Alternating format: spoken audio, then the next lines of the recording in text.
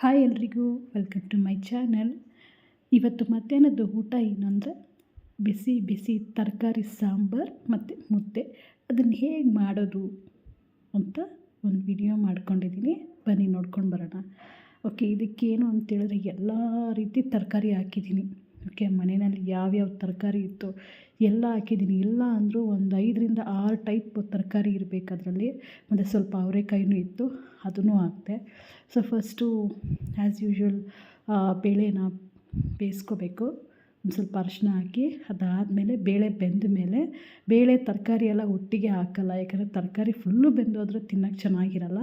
ಅದಕ್ಕೆ ಫಸ್ಟು ತೊಗರಿಬೇಳೆ ಹಾಕ್ಕೊಂಡು ಸ್ವಲ್ಪ ಅರಿಶಿನ ಹಾಕ್ಕೊಂಡು ನೀರು ಹಾಕಿ ಬೇಯಿಸಿಟ್ಕೋಬೇಕು. ಒಂದು 3ರಿಂದ 4 ವಿಸಿಲ್ ಬಂದರೆ ಬೇಳೆ ಬೆಂದಿರುತ್ತೆ. ಅದಕ್ಕೆ ಟೊಮೆಟೊ, ಈರುಳ್ಳಿ, ಕೊತ್ತಂಬರಿ ಸೊಪ್ಪು ಮತ್ತು ಬೆಳ್ಳುಳ್ಳಿ ಹಾಕಿ ಬೇಳೆನ ಮತ್ತೆ ಬೇಯಿಸ್ಕೋಬೇಕು, ಕೂಗಿಸ್ಕೋಬೇಕು.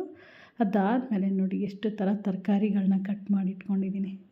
ಈ ರೀತಿ ಚೆನ್ನಾಗಿ ತೊಳೆದು ತರಕಾರಿನ ಕಟ್ ಮಾಡಿ, ನಂತರ ಏನು ನಾವು ಬೇಳೆ ಎಲ್ಲ ಬೇಯಿಸ್ಕೊಂಡಿರ್ತೀವಲ್ಲ ಅದು ಚೆನ್ನಾಗಿ ಬೆಂದಿರುತ್ತೆ. ಸೊ ನೋಡಿ ಚೆನ್ನಾಗಿ ಬೆಂದಿದೆ.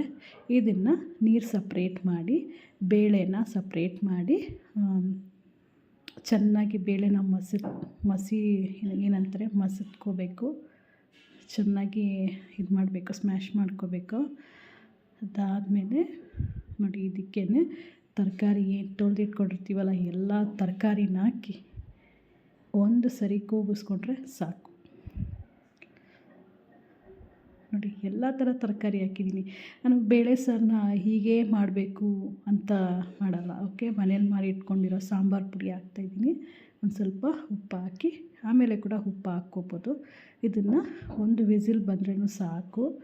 ಆಮೇಲೆ ಇದಕ್ಕೆ ಒಗ್ಗರಣೆ ಹಾಕೋಕ್ಕೆ ಒಂದು ಪಾತ್ರೆಯಲ್ಲಿ ಸ್ವಲ್ಪ ಎಣ್ಣೆ, ಸಾಸಿವೆ, ಕರಿಬೇವಿನ ಸೊಪ್ಪು, ಒಂದು ಸ್ವಲ್ಪ ಸಣ್ಣಗೆ ಹಚ್ಕೊಂಡಿರೋ ಈರುಳ್ಳಿ ಮತ್ತು 2ರಿಂದ 3 ಒಣಗಿದ ಮೆಣಸಿನ್ಕಾಯಿ ಹಾಕ್ಕೊಂಡಿರ್ತೀನಿ. ಇನ್ ಕೇಸ್ ಏನಾದರೂ ಖಾರ ಏನಾದರೂ ಕಮ್ಮಿ ಇತ್ತು ಅಂದರೆ ಒಣಗಿದ ಮೆಣಸಿನ್ಕಾಯಿ ಖಾರ ಕೊಡುತ್ತೆ. ಸೊ ಈ ರೀತಿ ಸಾಂಬಾರನ್ನ ತೆಗೆದು ಒಗ್ಗರಣೆ ಹಾಕಿ, ನಂತರ ಇದಕ್ಕೆ ನಾನೊಂದು ಸ್ವಲ್ಪ ತೆಂಗಿನಕಾಯಿನ ತುರಿದಿಟ್ಕೊಂಡು ಹಾಕ್ತಾಯಿದ್ದೀನಿ.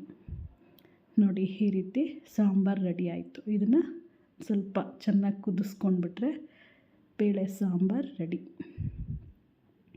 ಸೂಪರಾಗಿದೆ, ಘಮ ಘಮ ಅಂತೇಳಿ. ಇದನ್ನು ಬಿಸಿ ಬಿಸಿ ಮುದ್ದೆನಲ್ಲಿ ನೋಡಿ ತುಪ್ಪ ಹಾಕ್ಕೊಂಡು ತಿಂದರೆ ಸೂಪರಾಗಿದೆ.